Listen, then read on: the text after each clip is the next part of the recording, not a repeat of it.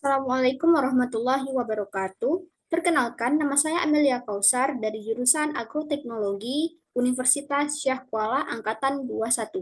Nah, pada kesempatan kali ini saya akan menjelaskan mengenai penggunaan aplikasi SPSS untuk data rancangan acak lengkap faktorial. Nah, di sini saya sudah menyiapkan satu data dalam bentuk Excel mengenai hasil biji kacang tanah akibat pemberian beberapa taraf kapur dan fosfat. Nah, perlu diketahui pada rancangan acak lengkap faktorial ini, di mana mengapa dikatakan sebagai faktorial karena di sini menggunakan dua faktor pelakuan, yaitu kapur dan juga fosfat. Nah, langsung saja kita aplikasikan bagaimana cara penggunaan aplikasi dari SPSS untuk data rancangan acak lengkap faktorial. Pertama, buka dulu aplikasi SPSS-nya, kemudian masuk ke bagian variabel. Nah, bedanya dengan video sebelumnya, di mana kemarin itu membahas tentang rancangan acak lengkap dan rancangan acak kelompok. Nah, pada bagian ini, yaitu mengenai faktorial, di sini terdapat ada 4 kolom yang akan kita isi. Yaitu pertama, kelakuan K,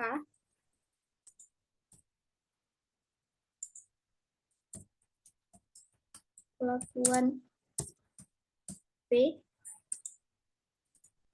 ulangan, dan hasil. Nah, seperti sebelumnya, pada bagian-bagian desimal ini, di data untuk perlakuan dan juga ulangan itu desimalnya adalah 0, sedangkan untuk hasil itu akan kita buat menjadi dua angka di belakang koma karena datanya penggunaannya adalah dua angka belakang koma.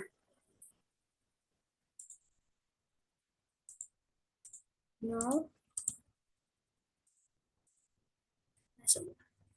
Nah, selanjutnya kita akan memberikan label pada pertama ini yaitu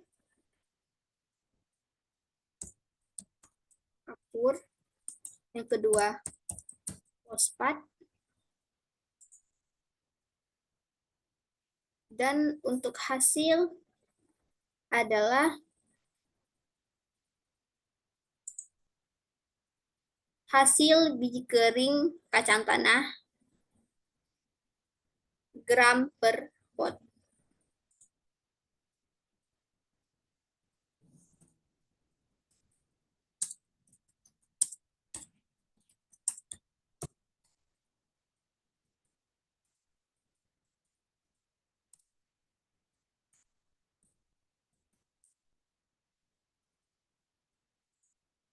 Nah, kemudian setelah kita memberi label, langkah selanjutnya adalah mengisi values-nya. Pada perlakuan K, di sini hanya terdapat dua perlakuan, yaitu K0 dan juga K1. Maka di sini akan kita isi 0, K0, 1, K1.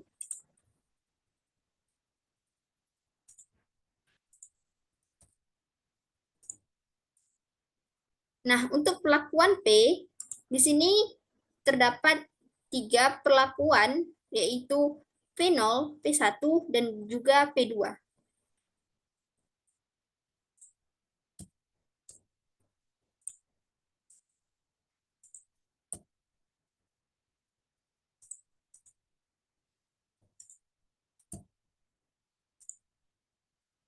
Oke.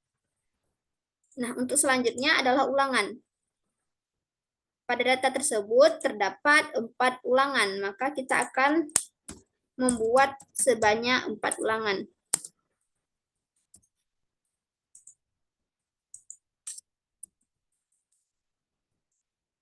Ulangan 2,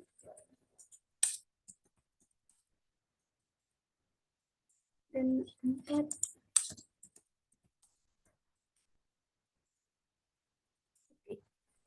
Nah,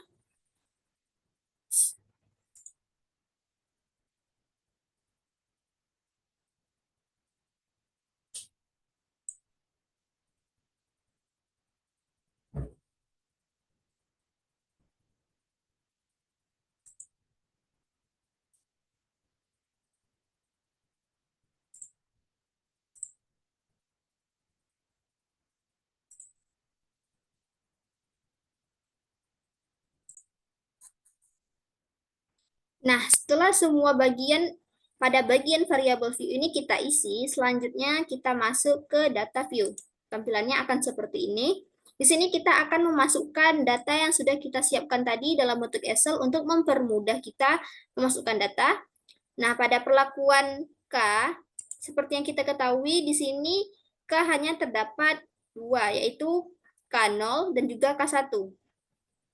Karena data yang kita pakai ada sebanyak 24 data, maka akan kita bagi menjadi dua, yaitu K0 sebanyak 12 dan K1 sebanyak 12.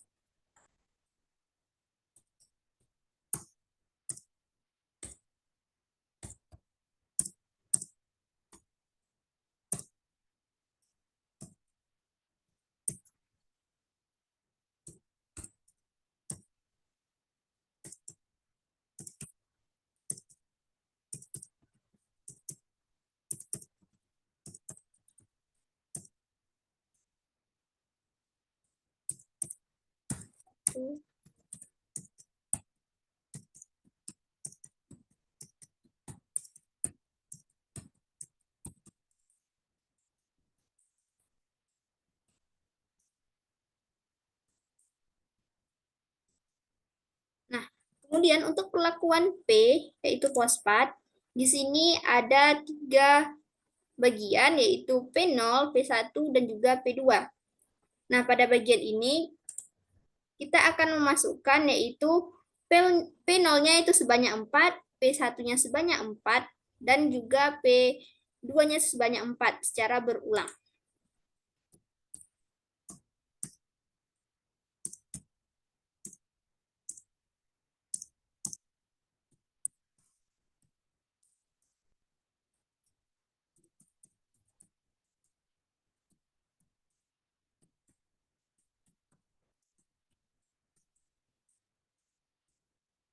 Kemudian balik lagi menjadi P0.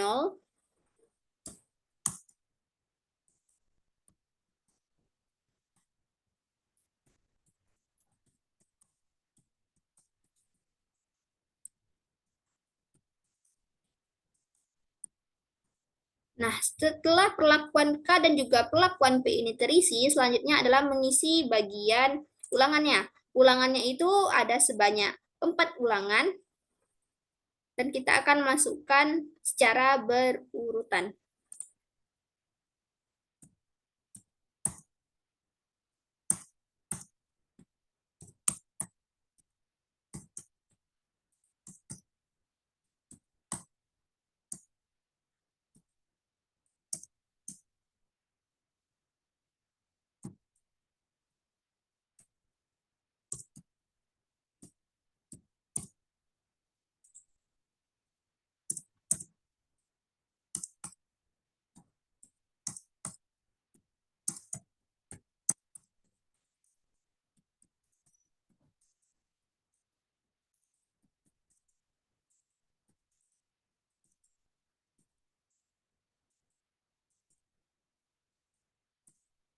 Nah, selanjutnya adalah mengisi bagian hasil, yaitu data yang sudah kita siapkan tadi.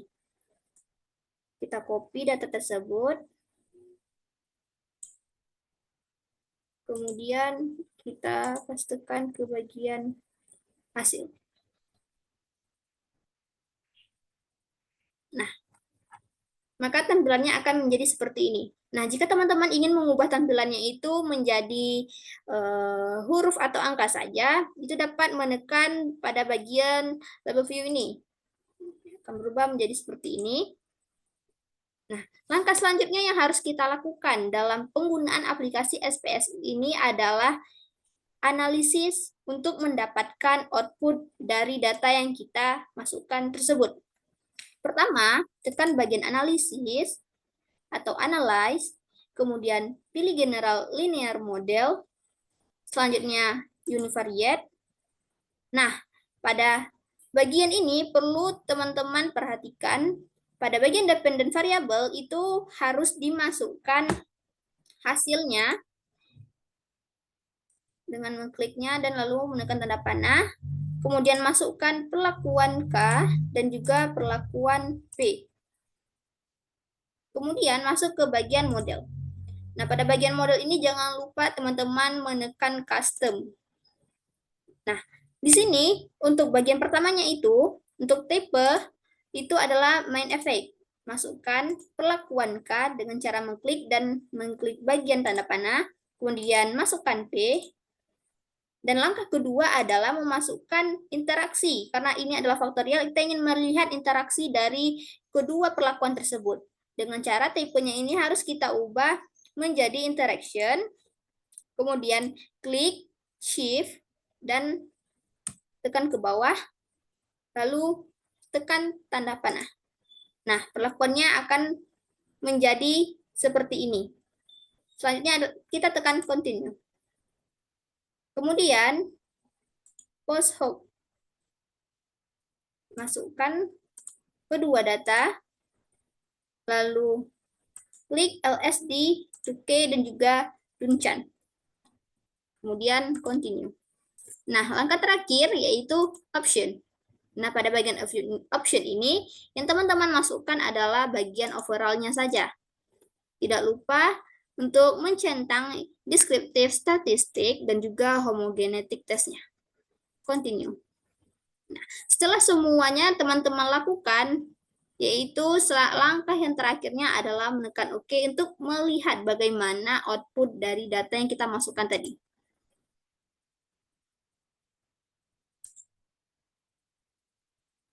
Nah, inilah data yang akan kita dapatkan setelah kita melakukan analyze.